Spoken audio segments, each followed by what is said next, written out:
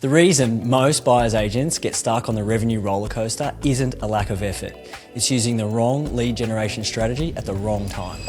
Think of this, you sign on clients, you service them and you get paid, but then you look up and your pipeline's empty. You panic, scramble and barely make it to the next commission.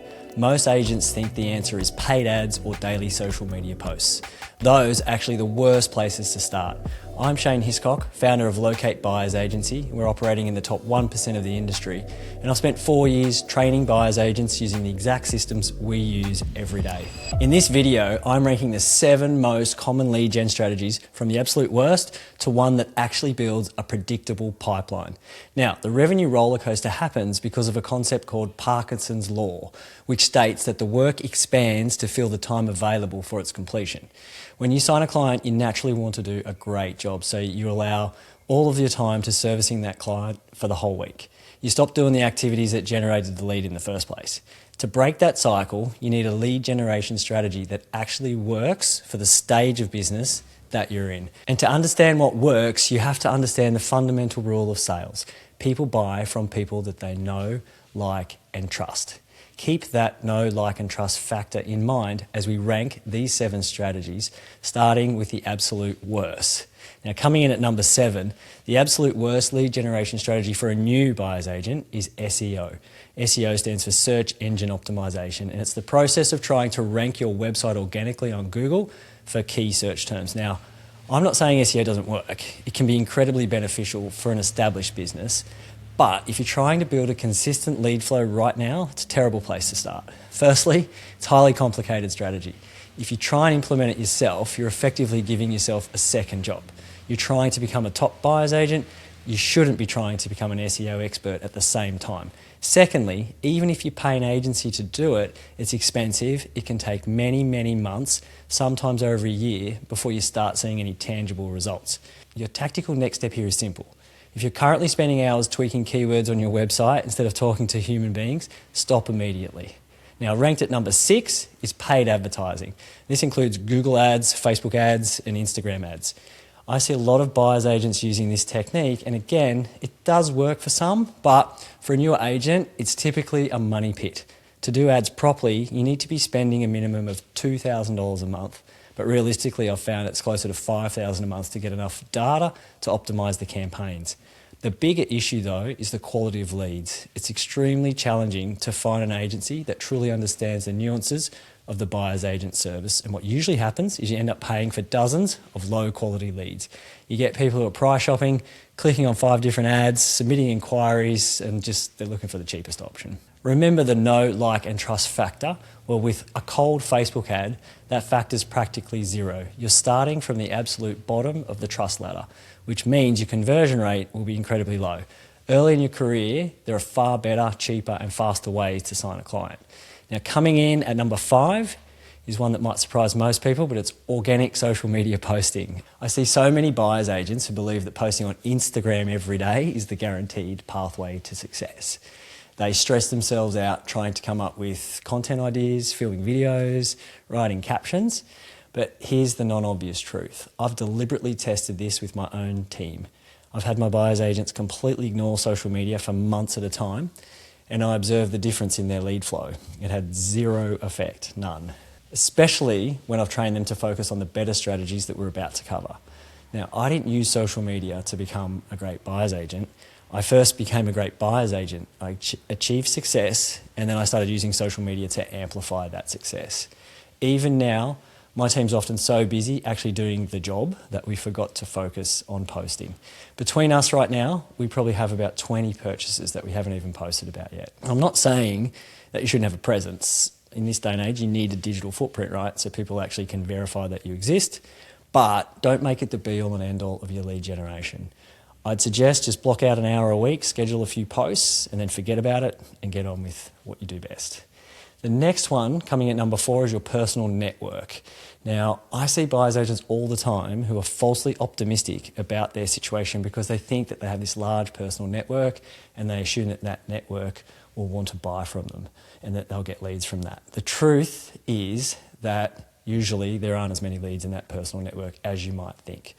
To ensure you aren't living in a fantasy land though about how much business is sitting in your personal network and your phone contacts, you need to hit it hard, qualify it, quantify it, and then move on. Your tactical next step is to make a list of everyone in your network, pick up the phone, call them, politely let them know what you're doing, say, hey, I'm now working as a buyer's agent, I'm focusing on these specific areas and this type of property.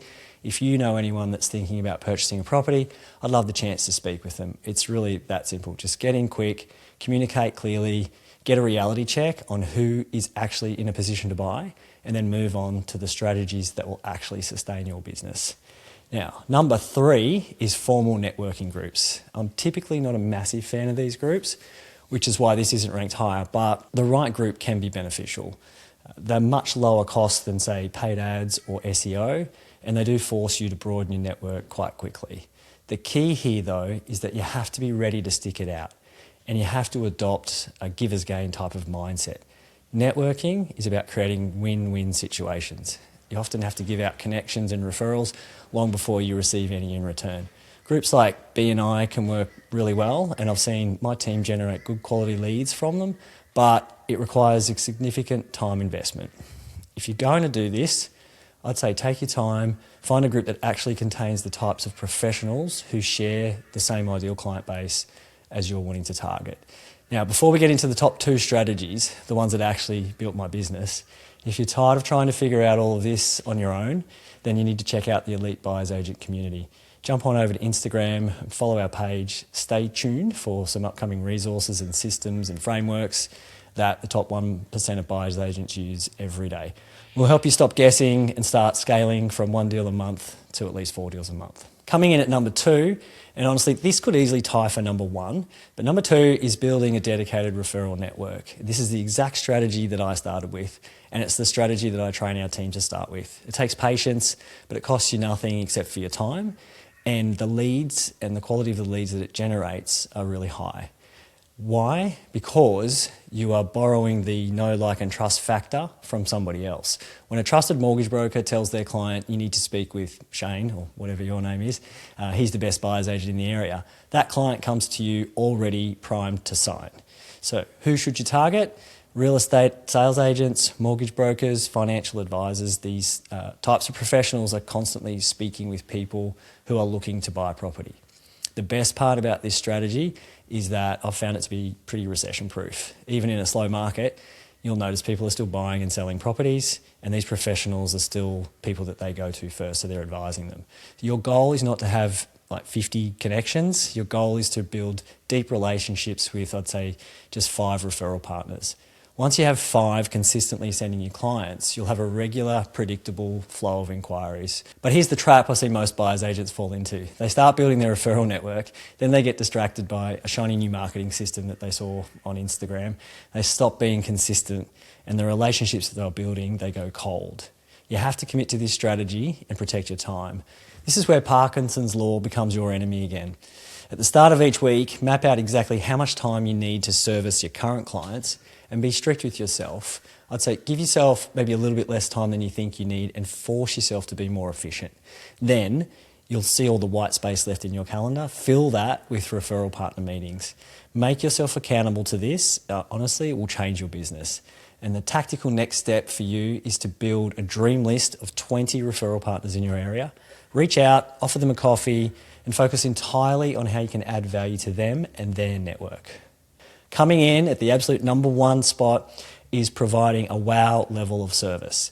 Now, granted, you need to have a few clients already to make this work, but if you're currently buying 9 to 12 properties a year, then you already have the foundation for this strategy. You need to make the experience of working with you so exceptional that your clients cannot help but to talk about you. At Locate Buyers Agency, over 60% of our clients come directly from existing clients who we've done an amazing job for. That number alone should tell you everything you need to know about where your energy should be going. To do this, you have to go above and beyond. If you do more than you paid for, one day you'll be paid for more than you do. Don't just do the bare minimum. If you find a great property for a client and they love it, don't just stop and hope to secure that property. I'd immediately go out and find 2 or 3 more backup options. Show them that you aren't just trying to close a deal quickly to get paid, but that you're genuinely invested in ensuring they make the right decision. When you provide that level of service, you'll build immense trust. And when the transaction's done, you can simply ask, who are 2 or 3 people that you might know right now who may also need my help in securing a property? Most of the time, if you've truly wowed them, I find you won't even need to ask. They'll already be telling their friends. To recap, if you want to get off the revenue roller coaster, you have to stop spending your time and money on strategies that don't fit your current stage of business. SEO and paid ads, they're expensive and they're distractions. You'll go and try and learn something else and it'll take a lot of time. Social media is a slow burn and it won't fix your pipeline today. Instead, sprint through the personal network, get across that, find maybe the right networking group, but obsessively build relationships with 5 key referral partners and then deliver a level of service so good that your clients become your marketing team. Remember Parkinson's law. Be strict with the time that you allocate to servicing your clients and then force yourself to use the remaining white space in your calendar to build those referral relationships. That's how you break the cycle. If you want to surround yourself with agents who are executing these exact strategies at an elite level, make sure you check out the Elite Buyers Agent Instagram page. In a future episode, we're going to dive deep into exactly how you systemize and deliver that wow level of service so that every client turns into a referral engine. Make sure you tune in for that one.